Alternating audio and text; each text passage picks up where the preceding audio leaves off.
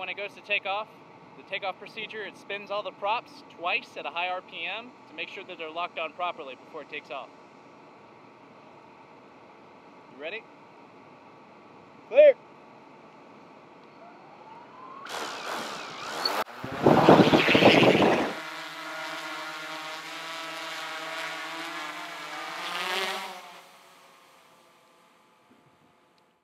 My name is Aaron Barnes, and this is a DJI Inspire 1 UAV.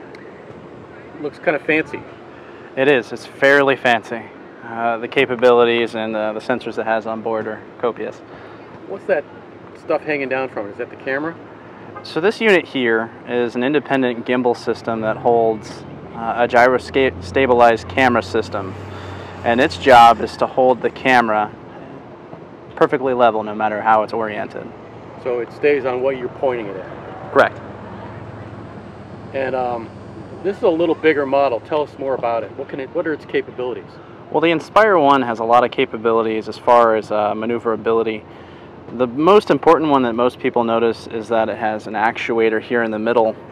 And what that does is it moves the landing gear or wings up out of the way so that way you can have a full unobstructed 360-degree gimbal shot. Which is nice compared to a lot of drones that are made today. They don't have removable landing gear off the fly. How fast can this go? This one tops out at a little over 55 miles an hour. How much does it weigh, would you say? I'd say a little over 6 pounds altogether, fully loaded. It's made out of 4K carbon fiber, which is known to have crazy durability and strength. Most people might not even notice this, but what are those little extra lenses on the bottom? So this right here is called the Vision Positioning Sensor System.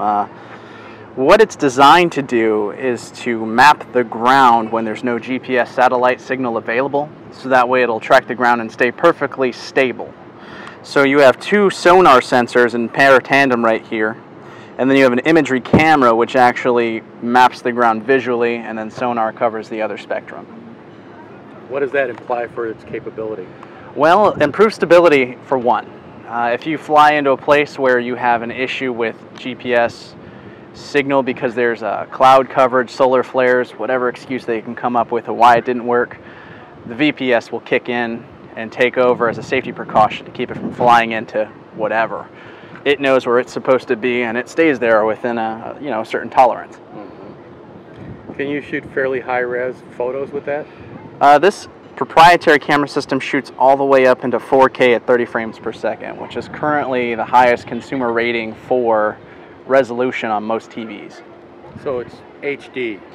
HD is 1080. It's Ultra HD. It's literally 4 times HD. 4 times HD? Correct. And what does one of these rigs cost? Base model will run you about $3,000. They get fancier and fancier just like everything else. Does it come with a remote control? It does come with one remote control, or if you get the fancier model, it comes with twin remote controls, and that's designed so that way the cinematographer can control the camera independent of the craft, and then your pilot can actually control the craft. So when you're up in the air, when this thing's up in the air and you're on the ground flying it, are you seeing it out there in the distance, or are you seeing what it's seeing? I actually see both. It's got onboard avionics that tell me everything from flight telemetry, where it's exactly located on the Earth. It's also got self-leveling gyroscope stabilization systems, so I can see on the camera where it's located, and then I can see on the real-time map it shows me exactly where it's located and flight path and route. And it'll even calculate how long it'll take to fly back to where I am located. Tell me some of the good things that this could be used for. So this is a hard, heavy question that they don't cover enough. These units could be used from everything from agriculture to search and rescue. They can send these to all different places where it's too unsafe to send humans that we already send them. For example, they could make a modified prototype that would be able to fly into a building and scan all the rooms before sending anybody else in for first responders. You could use it for flying over agriculture to keep safe and find out where you're having issues in the crop to have a better yield at the end of the year. There's a lot of different applications. I've even seen them use them for real estate, and even on top of that, you've seen them use them for roofing inspections, bridge inspections, all the things that, you know, much easier to send a UAV to do. Even though this thing is small, we saw a demonstration that showed how powerful it was.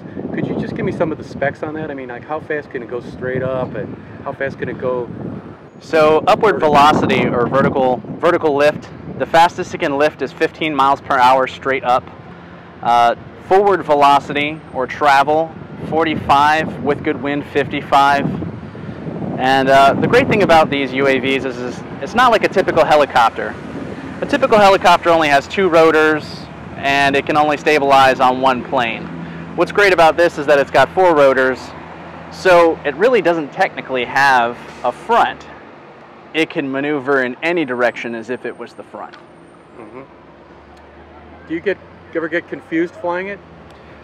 Not really. Orientation is pretty simple. Even if I did, the controller has many programs and applications to keep you on par.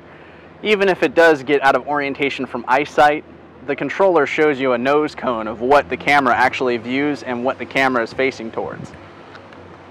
If somebody wants to learn how to fly one of these, do you have any suggestions? Well, the great thing about these units is that when you first buy them, even if you're a novice pilot, it'll come with beginner's mode, which means it won't go further than 50 feet away from you. It'll go really slow, so that way you can handle all the different flight characteristics. But before you can even take it off the ground, when you first get a DJI product, even the new Phantom 3s and the Inspire 1s come with a built-in flight simulator. So you can fly it on the controller before it even leaves the ground, and the UAV will mimic the simulated version of itself.